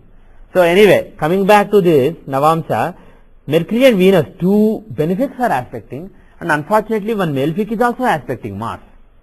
There is one malefic aspecting, but there are two benefics. So overall, the combination, the perfect combination for moksha is not there, but it is 90% there. There is Ketu in the 12th, there is two benefics aspecting it. So Ramana Maharshi is, out of the charts that I have seen, this is as close as I get to the definition that Parashara gave. So he probably either got moksha or something very similar to that, because there are various grades in moksha. What do we define as moksha? Moksha is an individual, from the Paramatma, an individual soul. Soul is basically a small spark of fire. And when I say fire, this is not physical fire. There is material that does not use the same electrons, protons, etc. that we are used to. So the world that we can perceive is 1/8 of the complete world. There is 7/8 of the remaining world that we can't perceive in this particular form. So in that world, it is a small spark of fire which is coexisting with this body, and it is basically located in your heart. And when that particular Atma gives up its identity, 12th house, it gives up its identity, it realizes that it's not different from the Paramatma, then it goes and merges back with the Paramatma. And again, there are so many theories, depending on whether you follow Advaita, Visishtadvaita, there are slight variations of how that happens. Whether it goes and merges back to Paramatma, or Paramatma is higher and lives just below Paramatma. There are so many different theories, and those are not important here. But the bottom line is, there is no more life, no more existence. Yes. Is that also called nirvana? Is it the same? Nirvana, Kaivalya, there are so many different words, and some scholars consider them identical, and some scholars have different meanings attributed to each of them. So let us say they all mean the same for now. No. Nirvana, Kaivalya, yes. A person with Rahu as an Atma Karaka will never get moksha, Yeah. because Ketu would always be in the 7th Right, house. right. He will never get moksha. Yes. Good observation. That was the question I was going to ask you. Good observation. Yes. No, here you're saying Ketu is in the 12th in Navamsa. I don't see, it's in actually the 10th, right? Ketu. I said from Atma Karaka. Oh, Atma Karaka. Okay. Moon is if you see here, moon is AK. Thank So take moon as Lagna. Mhm. If you see the 12th from actual Lagna, Yeah. that is what he gives up. The his dharmic in his dharmic existence, what he gives up. He is giving up. Basically, this is the house of giving up, and Venus is influencing it. So whatever he gives up very passionately, and he can also give up passion. So that is what it shows. That is only what you, in your dharmic life, what you give up. And how you give up things in your dharmic life. It's not soul giving up his identity. If you want to see soul giving up his identity, look at soul, Atmakaraka, and from there look at the 12th house. That is what the soul gives up. And how the soul gives up. If Ketu is influencing it, it means the planet of detachment is creating. Because for soul to give up its identity is very different. Merging with Paramatma is very difficult. But splitting from the Paramatma is very easy.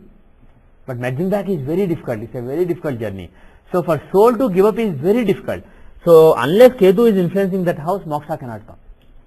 It cannot give up its identity. It strongly believes that it's a different thing. That's the unfortunate part. Yes. First from that is Ketu. Ketu shows as the Ganesha of the Lord. Yeah. So if this person comes to you, if he wasn't Ramana Maharshi, if he was a small boy and he came to you for guidance, just tell him, give him a small Ganesh mantra, tell him to do it. He will become Ramana Maharshi. But in this Ramana Maharshi's case, Yeah. he was not a devotee of Ganesha or anything. Okay. It does not show who you are a devotee of. Okay. It shows who will take you towards moksha. That's And the Devata. the Ishtadevata. He is also called Ishtadevata. The God who will take you towards moksha. He was already towards moksha, that it may not have made a difference.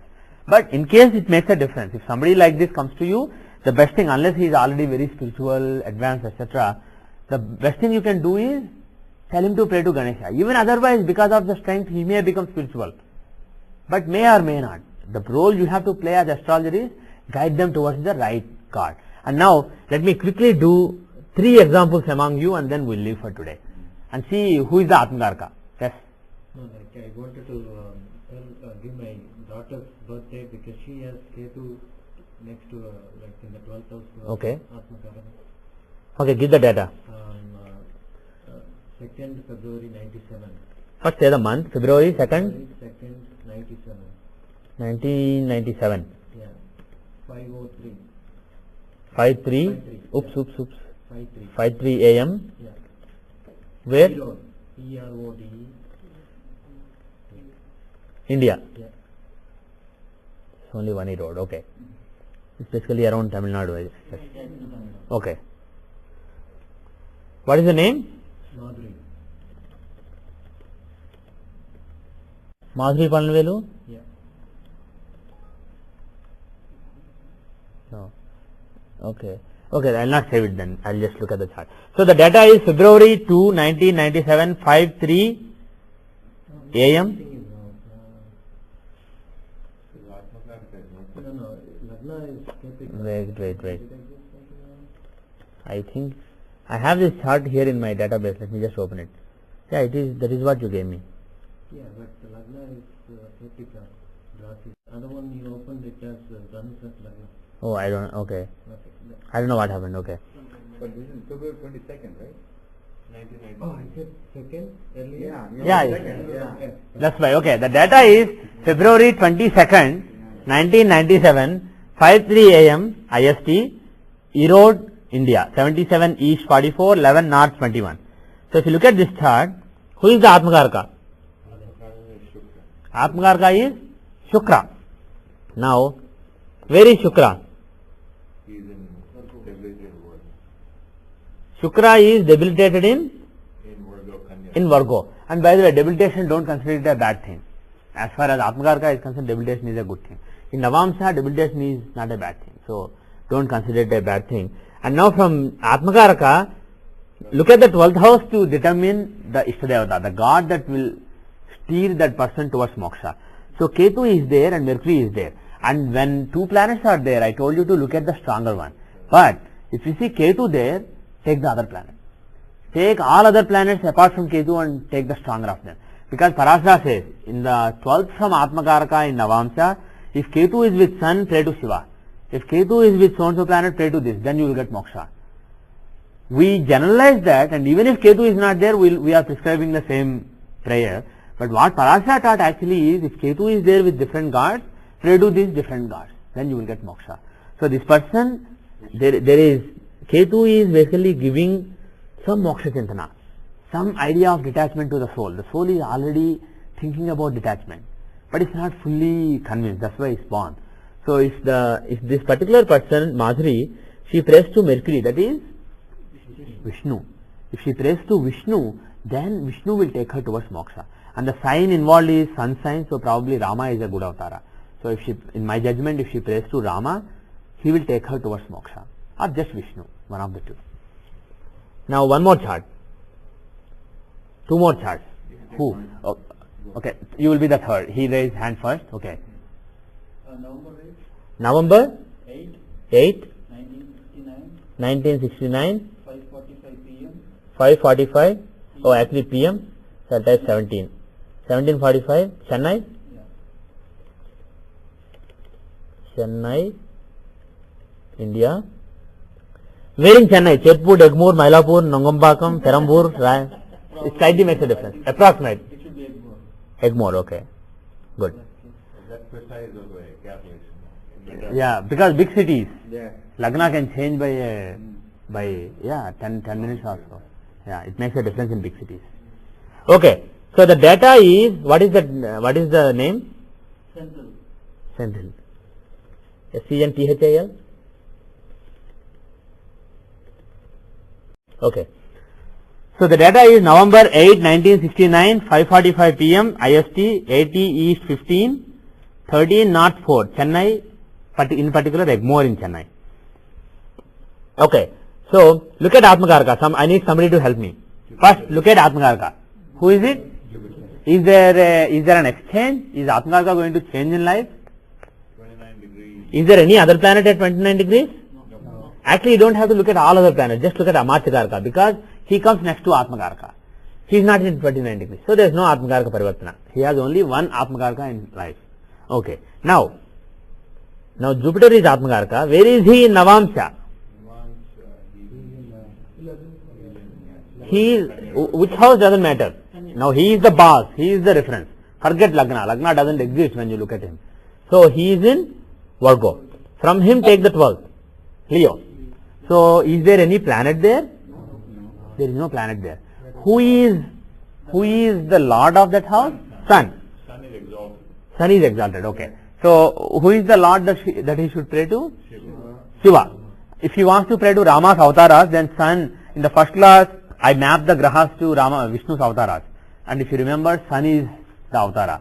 So he can pray to Rama, or in general actually Shiva. So, pardon me? Shiva is my favorite god. Okay. It happens so in your case. But in some cases, the god that will actually take somebody towards moksha may not be the favorite god.